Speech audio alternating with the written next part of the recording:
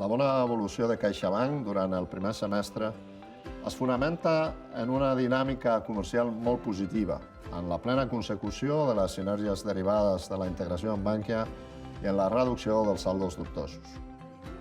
Els recursos de clients augmenten en 16.500 milions gràcies a les entrades netes de dipòsits i d'estalvi a llarg termini. La morositat cau novament i se situa en el 2,6%, mínim dels últims 15 anys. I reforcem la liquiditat en 7.500 milions, superant novament els 145.000 milions. En un context de normalització de tipus d'interès, els marges avancen de manera significativa, amb un resultat atribuït de 2.137 milions, un 35,8% més.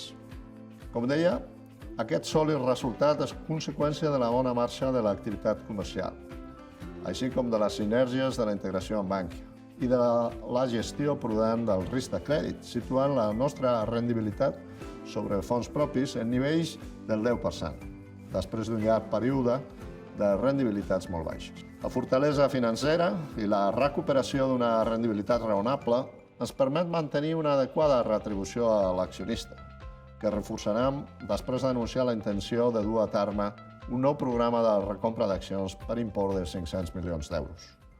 Però, sobretot, ens ajuda a complir un objectiu més important, seguir donant suport a empreses i famílies i continuar desenvolupant la nostra funció social. Per exemple, durant aquests 6 mesos hem concedit 40.000 hipoteques a famílies i 88.000 operacions de crèdits per a pimes.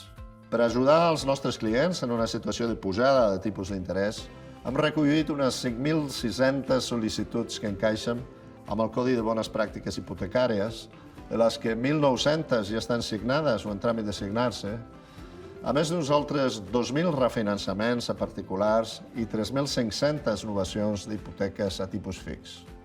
Estem decidits a seguir ajudant els nostres clients a fer front a les dificultats de l'entorn, que afortunadament estan sent menors de l'esperat.